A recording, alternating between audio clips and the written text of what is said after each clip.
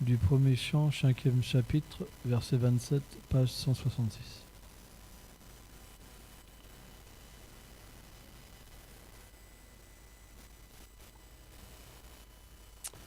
Om Namo Bhagavate Vasudevaya.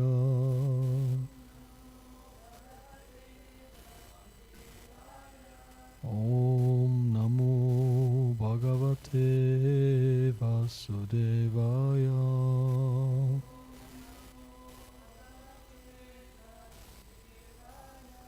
Om Namo Bhagavate Vasudevaya.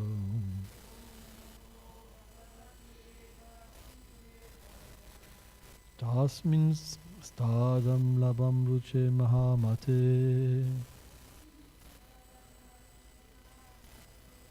Priyashravam yakshak kalita matir mama.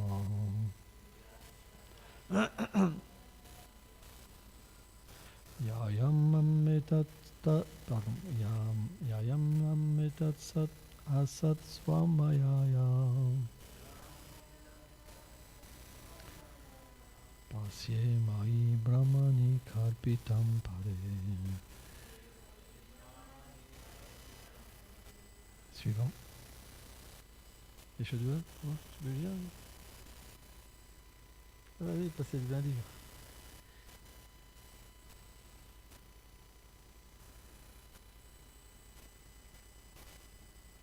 « 27.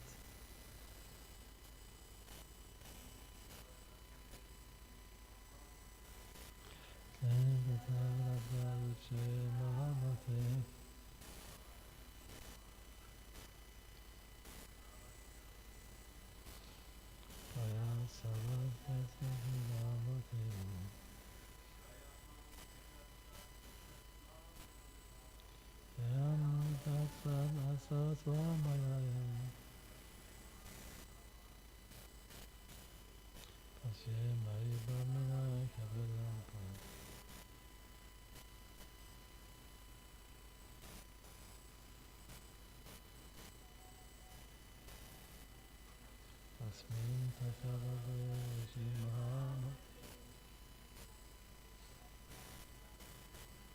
piya sakasakalikamati yayam siddhatta vasasamaya.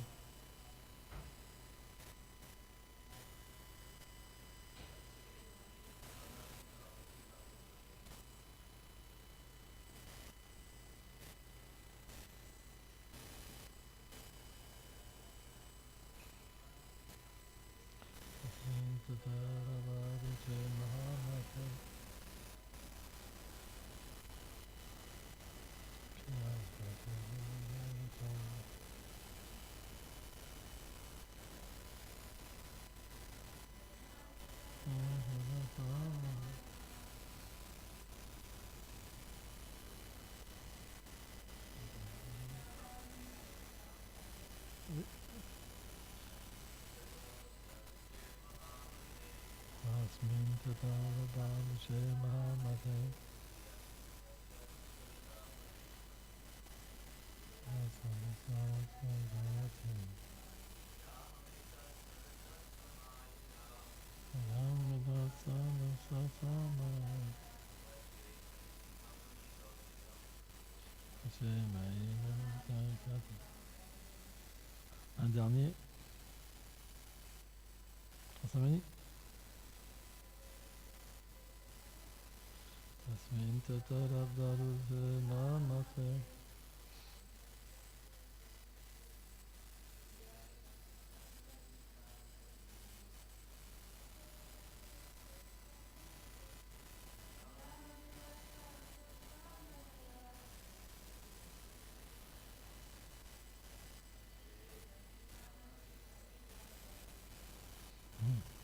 Traduction. Ô toi le plus béni,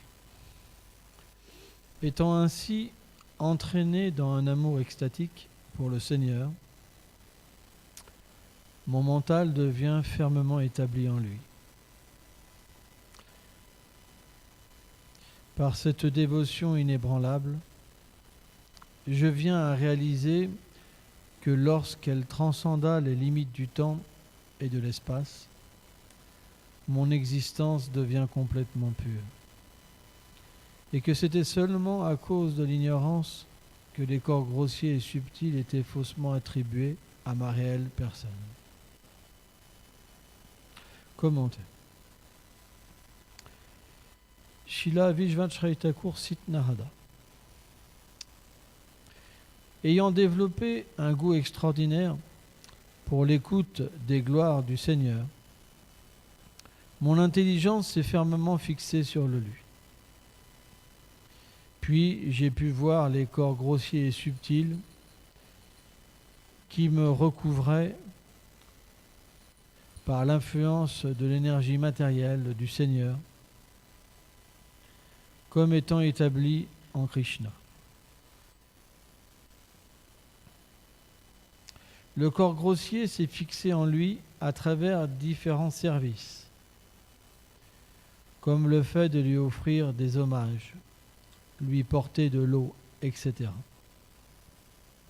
Le corps subtil s'est établi en Krishna par le fait de goûter ses qualités et sa forme à travers les sens tels que les oreilles, les yeux, le mental et l'intelligence. Précédemment, mes sens et mon mental n'étaient pas fixés sur le Seigneur, même en faisant beaucoup d'efforts. Ce n'est plus le cas maintenant. Avec le développement des prémices de l'amour pour Krishna, Rati, mon mental et mes sens ont abandonné la pratique de se fixer eux-mêmes sur les objets des sens matériels auxquels ils ont été accoutumés pendant longtemps. Maintenant, ils sont seulement fixés sur le Seigneur. Fin de la citation de Narada Muni. Par conséquent, le mot pashier, qui veut dire je vois, signifie ici expérience directe du Seigneur. Om Agyanati Milandasya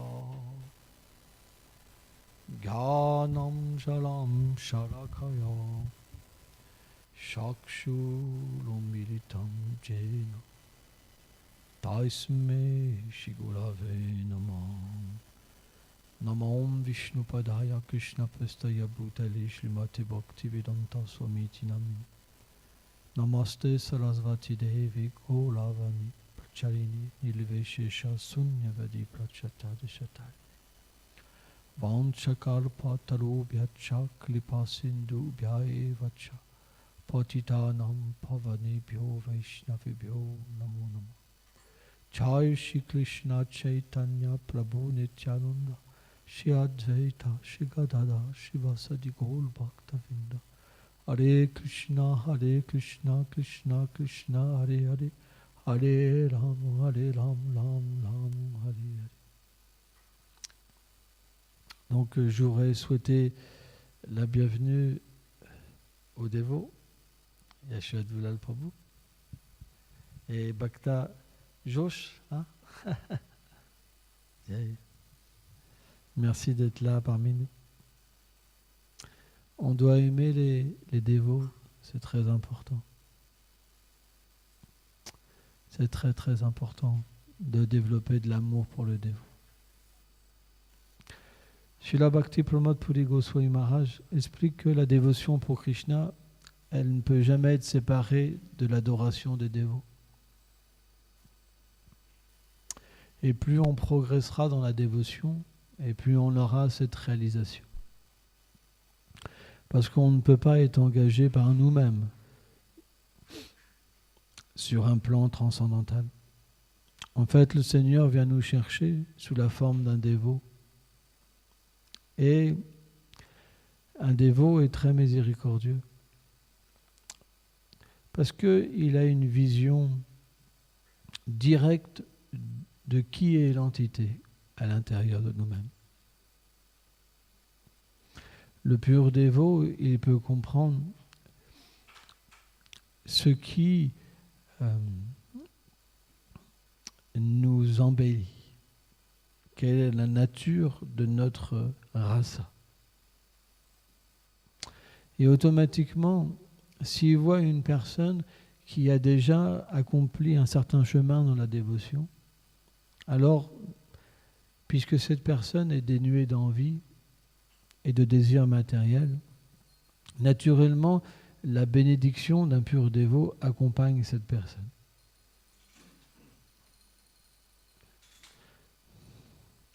Alors, on pourrait se dire, mais est-ce qu'un pur dévot alors est partial? Le pur dévot est le représentant de Krishna. Krishna, dans la Bhagavad Gita, explique Samoham Sava Bhuteshu Nabevisos Priya. Qu'il est ni partial ni impartial envers les êtres vivants. C'est simplement la nature des êtres qui fait qu'il est d'une certaine manière. Si quelqu'un est son ami, alors il devient son ami. Si quelqu'un est aimant envers lui, alors il devient aimant envers une personne. C'est la nature du Seigneur de réciproquer avec l'attitude des êtres. Yetamam prapadante. Et le bhakta a la même nature. Si quelqu'un a une nature dévotionnelle, alors il peut rapidement recevoir les joyaux qu'il y a dans le cœur d'un pur dévot. Mais par contre, si quelqu'un a une nature envieuse, une nature dure, alors le pur dévot peut châtier une telle personne. Parce qu'il est le représentant du Seigneur. On voit par exemple certains dévots du Seigneur s'enorgueillissent par leur pouvoir, leur position. On voit par exemple Indra. Dans le Srimad Bhagavatam, il y a une histoire où le Seigneur Krishna a voulu rectifier son dévot. Et Indra, ce n'est pas un être ordinaire. Hein? Il est une manifestation partielle d'Arjuna. Ce n'est pas un être ordinaire. Indra. Hein? C'est un grand dévot du Seigneur. Mais il a un rôle particulier dans les divertissements de Krishna. Et un jour, Nanda Baba, avec ses frères, Upananda, Sananda, Binanda, et ils avaient fait une grande réunion pour organiser un grand festival, très opulent, vraiment très très opulent. Et Krishna était là. Hein, Krishna était jeune. C'est 5 ou 7 ans, la Queen Govardhan. Tu te rappelles? Je crois que c'est 7 ans. Krishna avait 7 ans. Et Krishna a approché son père. Il lui a dit, oh, Baba, qu'est-ce que tu prépares, qu'est-ce que tu fais? Et Nanda Maharaj,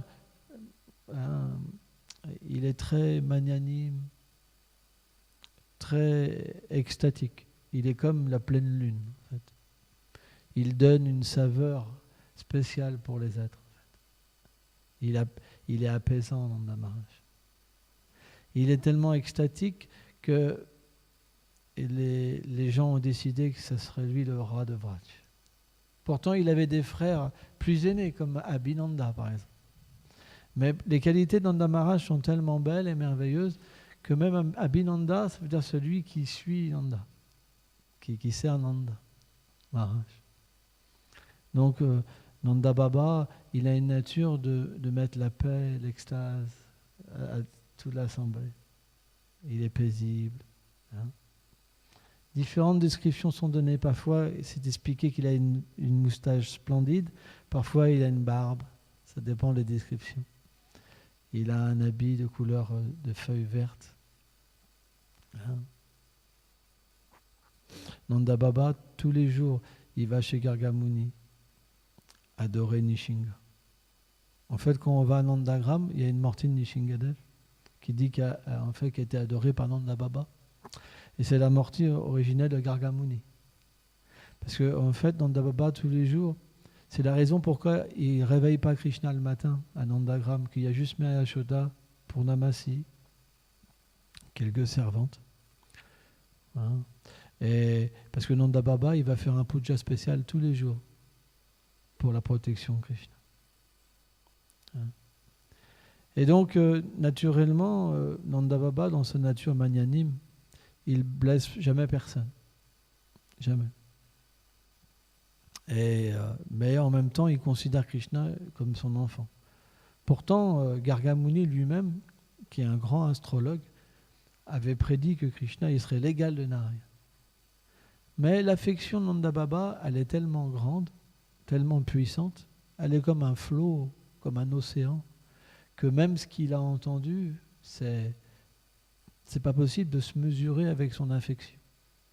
C'est pas possible. C'est pas possible. Parce que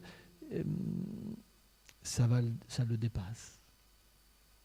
Et donc, quand Krishna a posé cette question, Nanda Baba, naturellement, il pensait qu'est-ce qu'un petit enfant va comprendre de tous ces rites complexes. Mais Krishna lui a naturellement exprimé son désir d'apprendre et que c'était la nature des êtres miséricordieux de transmettre le savoir. Et comme il était naturellement bienveillant envers tous les êtres, c'était son devoir de lui expliquer. Donc, naturellement, Nanda Baba, il a acquiescé, il a dit, voilà, nous faisons un sacrifice annuel à Indra, parce que nous sommes des Vaishyas. Et le Vaishya donc, a différentes attitudes, quoi. Service, de labourer la terre, hein, de protéger la vache, d'être commerçant aussi, et de prêter de l'argent. C'est les 4 fonctions du Vaishya. Hein. Et donc il lui a dit, en fait, grâce aux pluies, on peut avoir de l'herbe verte pour les vaches, des céréales, etc., etc. Et donc, celui qui fait pleuvoir les pluies, c'est Indra. Et donc, c'est notre devoir d'être, comment on explique ça ? Redevable. Donc, c'est pourquoi, chaque année, on offre un grand sacrifice au roi Indra pour qu'il soit content de nous et que les pluies viennent en abondance. Hein, parce que sans lui, rien ne se passe. Et là, Krishna a souri. Il a laissé paraître un petit sourire. Vous savez, quand vous avez un plan, vous dites rien, mais il y a un petit sourire qui apparaît, ça. Et le sourire de Krishna, c'est quelque chose de merveilleux. Parce que naturellement, il sait déjà qu'il va pouvoir changer la nature des choses. Il sait déjà le futur aussi. Et en même temps, Krishna aussi peut avoir une véritable nature présente par l'influence de sa Lila Shakti. C'est assez difficile à comprendre, le Seigneur, parce que c'est Achinta. Et c'est inconcevable. Un Vishwanath Chakravarti Thakur, il explique une chose. Il dit, celui qui pense que Krishna joue un rôle, c'est pas un vrai sage. Krishna s'absorbe, il pense vraiment qu'il est le père et le fils de Nanda et Yashoda. Il pense qu'il est dépourvu sans eux, véritablement. Il pense qu'il est né. C'est la nature du Seigneur, en fait, de se plonger dans des divertissements. Hein? Et donc, Krishna souriait, et bon, il a donné différentes explications, mais il lui a dit, mais tu sais, on ne dépend pas d'Indra pour avoir toutes ces choses. En fait, c'est le karma. Les gens, simplement, reçoivent les fruits de leur acte.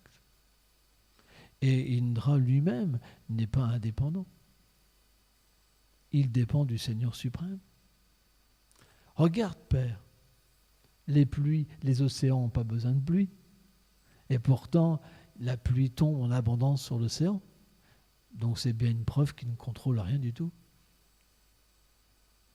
Et donc tous ces arguments, naturellement, ils ont retourné les idées en fait des pâtres, de l'Assemblée des pâtres. ils ont trouvé prodigieux en fait cet enfant et ils ont tous souri en extase, simplement parce que tous les arguments du Seigneur étaient complètement acceptables. Et ils lui ont dit, qui donne en fait de l'herbe fraîche aux vaches, qui est suprêmement adorable, c'est Govardhan. C'est lui en fait le roi des montagnes. Et c'est vrai parce que Govardhan a une place vraiment spéciale, parce que quand il est apparu de la volonté de Shrimati Radharani.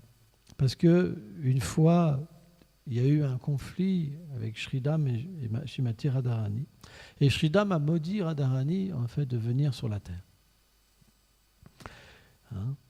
Mais Radharani, elle a dit en fait qu'elle voulait bien venir s'il y avait une Govardhan. La Yamuna aussi. Hein? Et donc Govardhan, quand il est apparu, toutes les montagnes sacrées sont venues adorer Govardhan. Donc Govardhan n'est pas une montagne sainte. Hein. Il est le cher d'âme.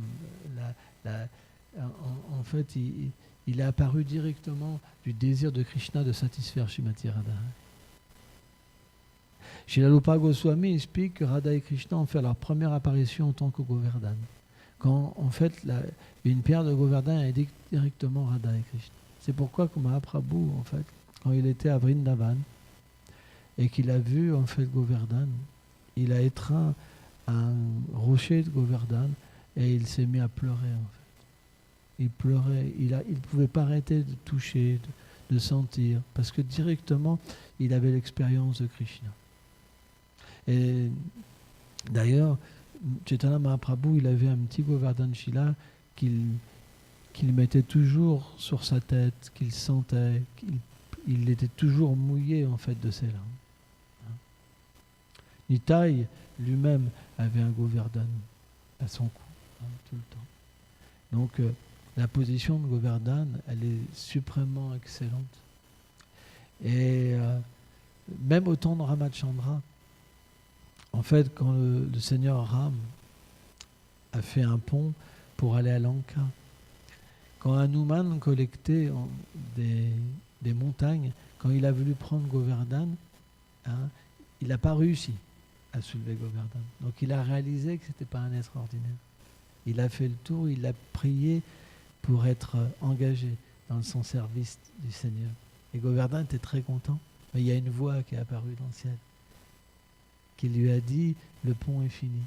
Et Govardhan est devenu très malheureux en fait. Une grande séparation est venue en fait du cœur de Govardhan. Mais le Seigneur lui a dit « ne t'inquiète pas, dans le Dwapara Yoga je reviendrai et tu seras le théâtre de mes divertissements ». Donc c'était un grand désir en fait de Krishna de glorifier son dévot.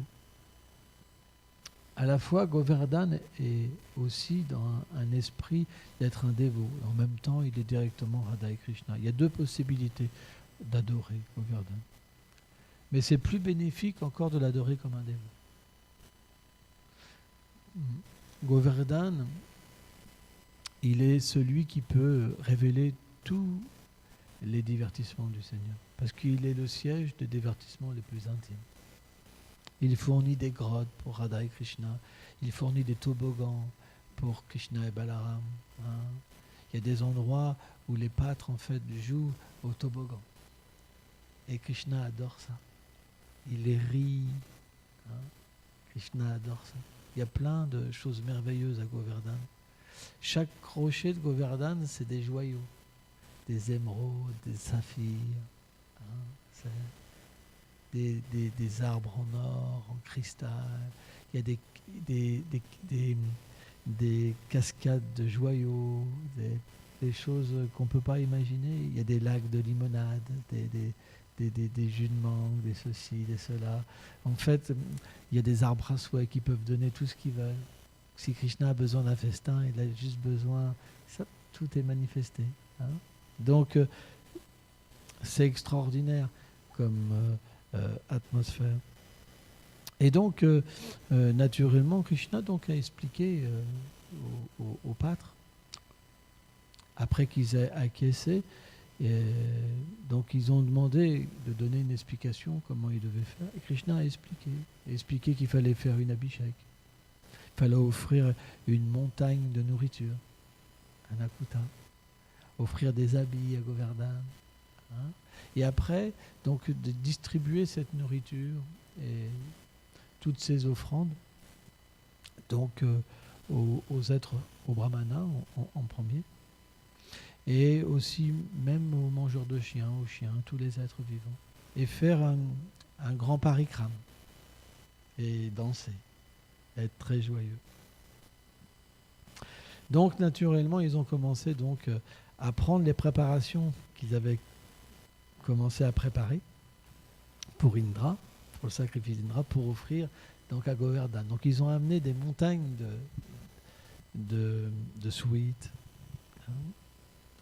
Et à ce moment-là, Krishna a pris une forme qui était rayonnante comme des milliers de soleils, qui avait des bras, qui avait une grande bouche.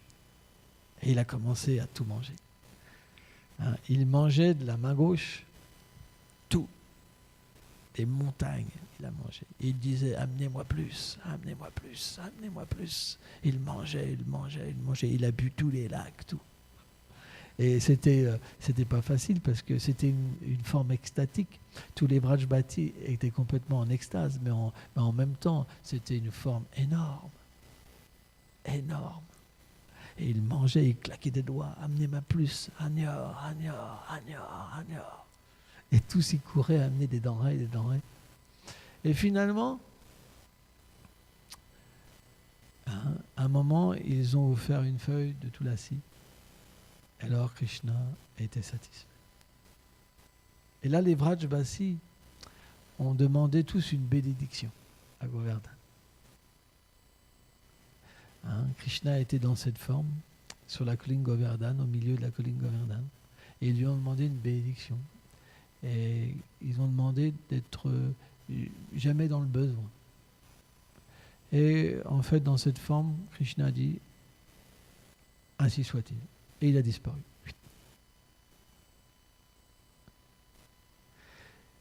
Et pendant ce temps-là, Narada Muni donc a été voir Indra.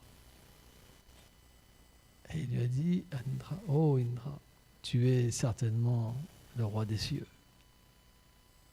Ta puissance est extraordinaire.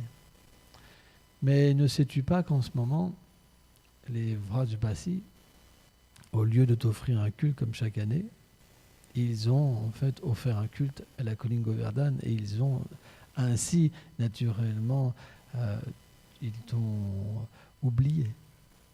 Et là, Indra, donc, naturellement, il a envoyé des espions pour voir, et puis c'était vrai. Donc il est entré dans une grande colère.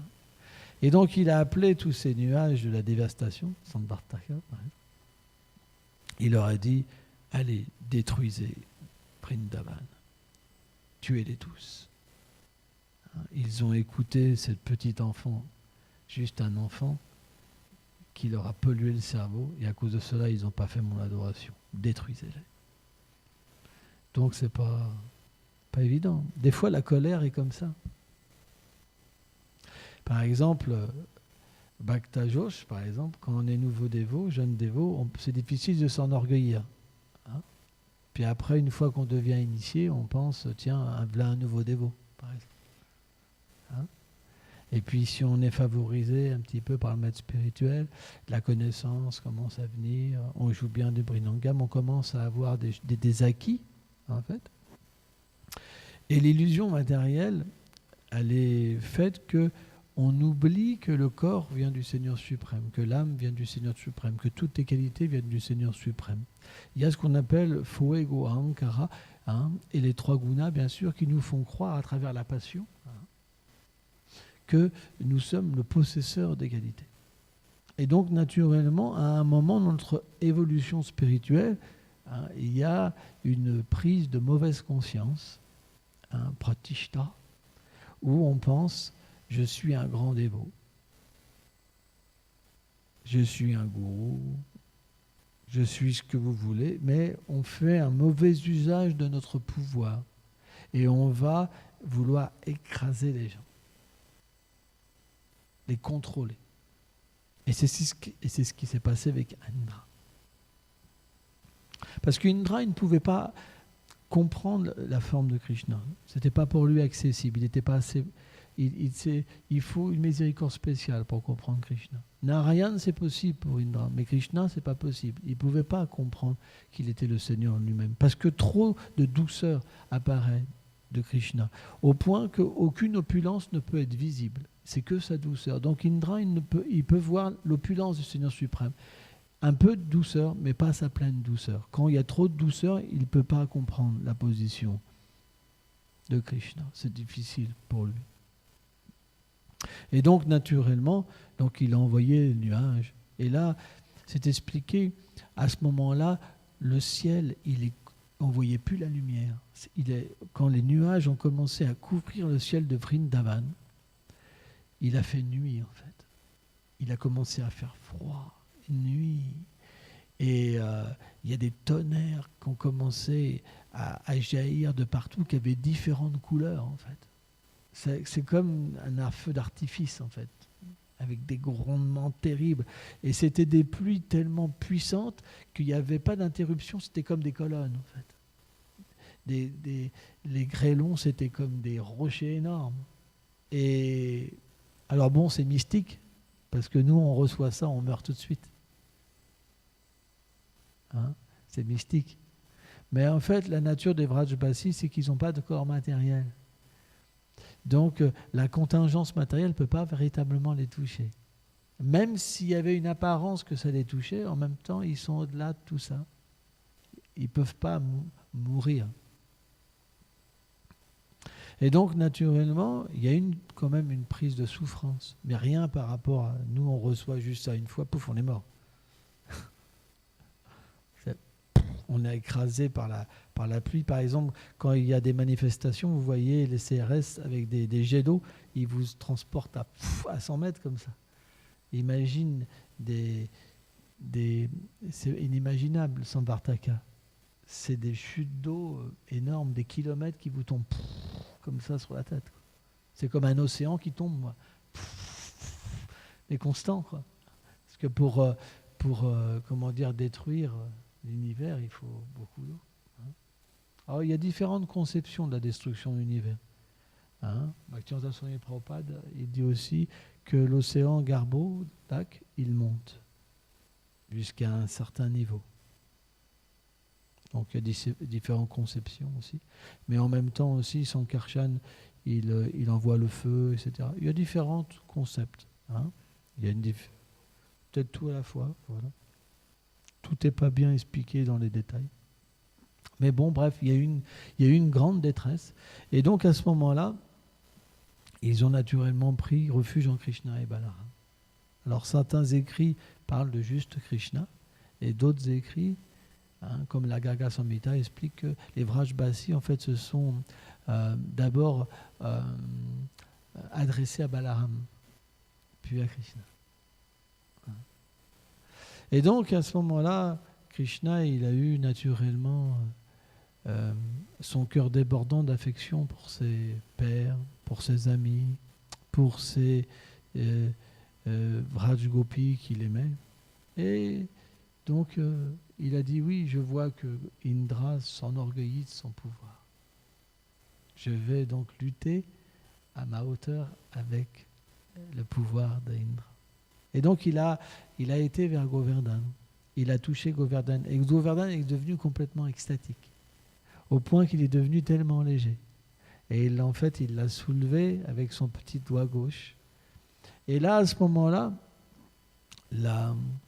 Ananda Vrindavan Champu explique que le théâtre qu'il y avait sous Govardhan, c'est quelque chose d'extraordinaire. Parce qu'il y avait un paysage complètement paradisiaque, avec des lacs, avec de l'herbe, c'était un paradis, mais extraordinaire, quoi, avec une atmosphère extraordinaire. Et Krishna a fait rentrer tout le monde dedans.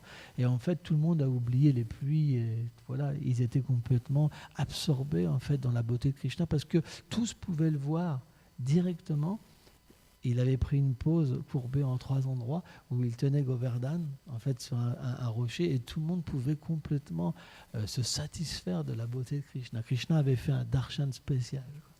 Un darshan vraiment spécial. Et selon, en fait, le rasa que chaque dévot avait, il le voyait selon leur rasa. Hein? Et naturellement, les pâtres, ils ne pouvaient pas laisser leurs copains comme ça. Donc ils ont commencé à porter la colline aussi pour l'aider à porter.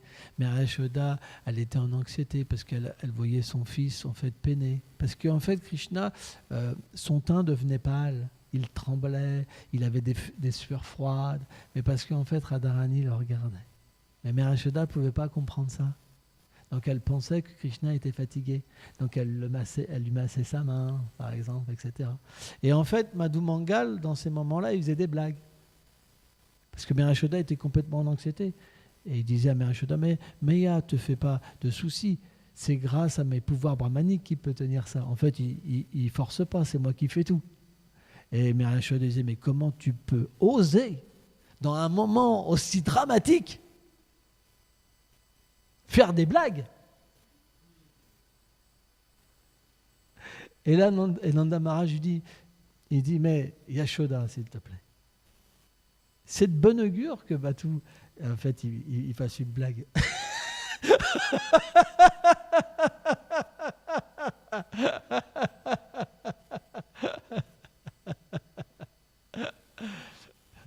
Donc, il y avait plein d'échanges comme ça de Govardhan.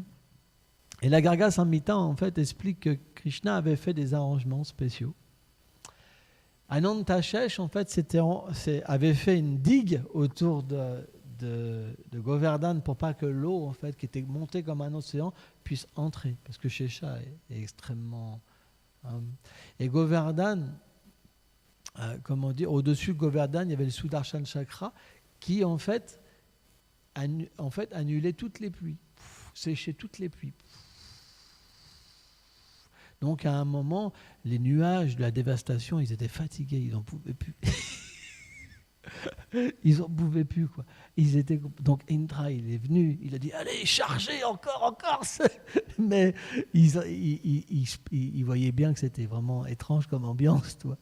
Et Indra, il a voulu directement, en fait, frapper avec sa foudre, mais en fait, Krishna a bloqué son mouvement et sa foudre.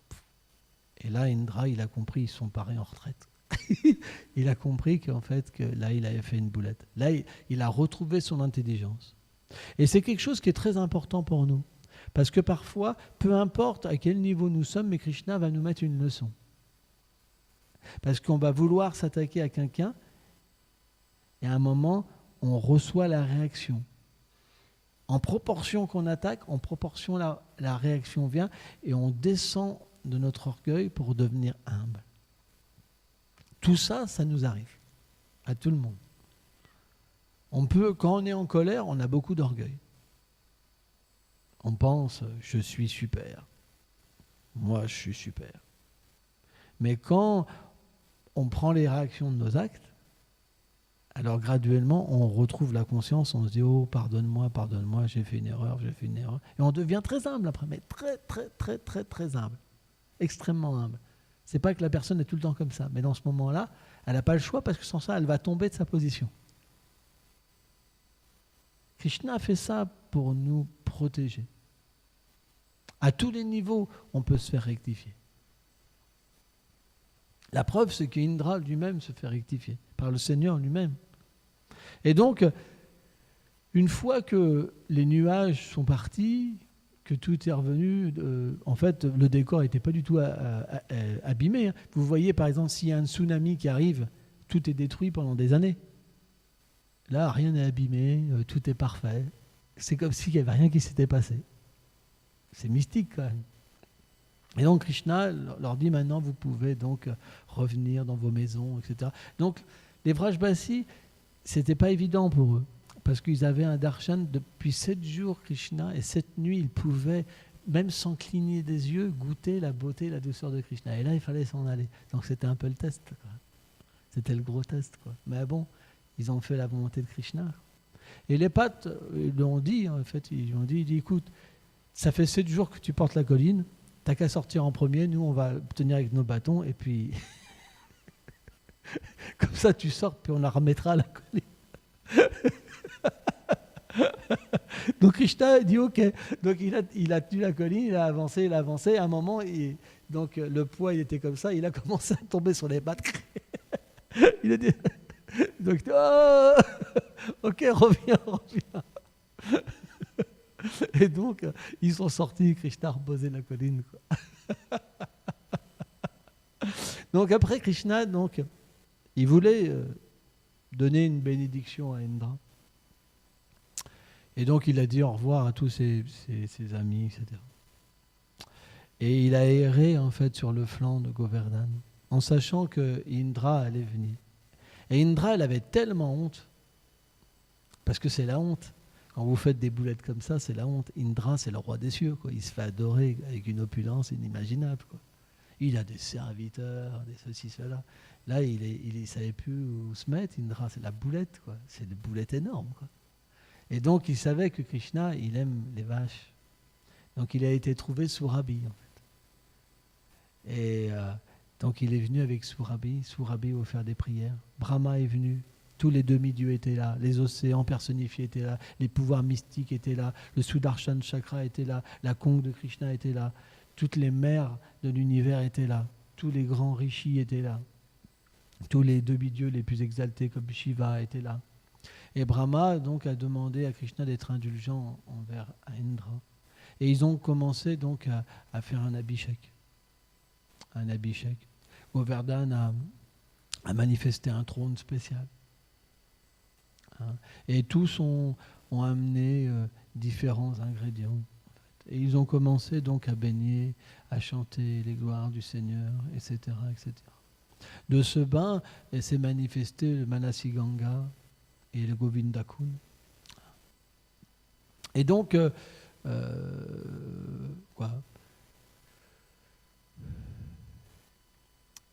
c'est Shiva qui a fait l'arti même. Shiva, il a enlevé ses serpents et ses crânes. Il a pris un bain. Hein. Incroyable, hein? Ouais. Qui aurait pensé ça? On penserait que Shiva, il fait l'arti comme ça, en fait. Non, pour adorer, en fait, Krishna, il a enlevé ses serpents, ses crânes, et les cendres du crématorium, hein, il les a, en fait, et il a pris un bain. Et une fois qu'il était propre, il a fait Akshman, il a fait l'arti, en fait. Shiva, pour ce jour glorieux. Et d'autres écrits nous expliquent, et c'est ça qui est extraordinaire, c'est que à ce moment-là, alors c'est une histoire qu'on m'a racontée, je n'ai pas la référence, c'est que en fait les amis de Krishna, ils sont venus à ce moment-là, quand ils faisaient toute l'adoration. Et en fait les demi-dieux, ils chantaient le Purusha Shukta. Et les pattes ont commencé à jouer de la flûte, tu vois, parce qu'ils étaient contents de participer, c'était leur copain qui se faisait adorer. Et là, Brahma s'est retourné, il a fait chut, parce que ça les dérangeait. Et là, ils sont venus super tristes, en fait, les pâtres, parce qu'ils ne comprenaient pas pourquoi ils n'avaient pas le droit d'adorer leur copain, quoi. Parce qu'ils l'adoraient n'importe comment, en fait. Et donc, quand tous les demi-dieux sont partis, ils sont quand même vengés. C'est qu'ils ont pris tous les attirails, ils ont commencé à l'adorer n'importe comment. Et Krishna a préféré des millions de fois cette adoration qu'une adoration rituelle. Donc la dévotion pour un dévot, elle se manifeste graduellement. On voit Narada Muni par exemple, quand il a pu véritablement ressentir dans son cœur l'attraction spontanée pour Krishna, quand Krishna a commencé à se manifester en lui, qu'il pouvait réaliser son corps transcendantal, il a réalisé que le corps matériel et le corps subtil, c'était pas des choses indépendantes du Seigneur suprême, que ça participait dans le service de dévotion. Parce que le corps matériel, en ce moment, il nous aide à faire le service. Et le corps subtil, hein, il nous aide pour l'instant à nous délivrer aussi. C'est pour ça que Krishna explique que le mental peut être l'ennemi ou comme l'ennemi. Le meilleur karma, Bhaktivinoda Thakur, il dit, c'est quand on s'identifie à être un Vaishnava, mais qu'on n'est pas encore une âme réalisée. C'est la meilleure disposition dans ce monde. C'est là qu'on est un ami. Parce que le mental va lui-même faire des plans. Quand il est purifié, parce que les acharyas expliquent que dans le mental, alors les divertissements du Seigneur vont se manifester. C'est comme une télévision. Donc, tous ces doux divertissements, comme le Indra Puja, ils ont la nature de nous débarrasser des mauvaises choses. La fierté, elle peut venir à tout moment de notre vie spirituelle. Même à un haut degré. Tant qu'on n'est pas arrivé à Prema, la fierté reste. C'est pourquoi Raghunath Das Goswami explique que c'est le dernier piège. C'est penser qu'on est un grand dévot. Mais Krishna est miséricordieux. Parce que, en fait, Krishna, il veut notre bien. Et il fera des arrangements pour que l'orgueil tombe. C'est la nature du Seigneur de s'occuper de nous. Parce que dans ce moment-là, quand on devient humble, alors Krishna est très satisfait de son dévot. Bon, allez, on va s'arrêter là. Hein? On fait un petit bhajan? Tu peux chanter? Non. Yamuna, tu refais un...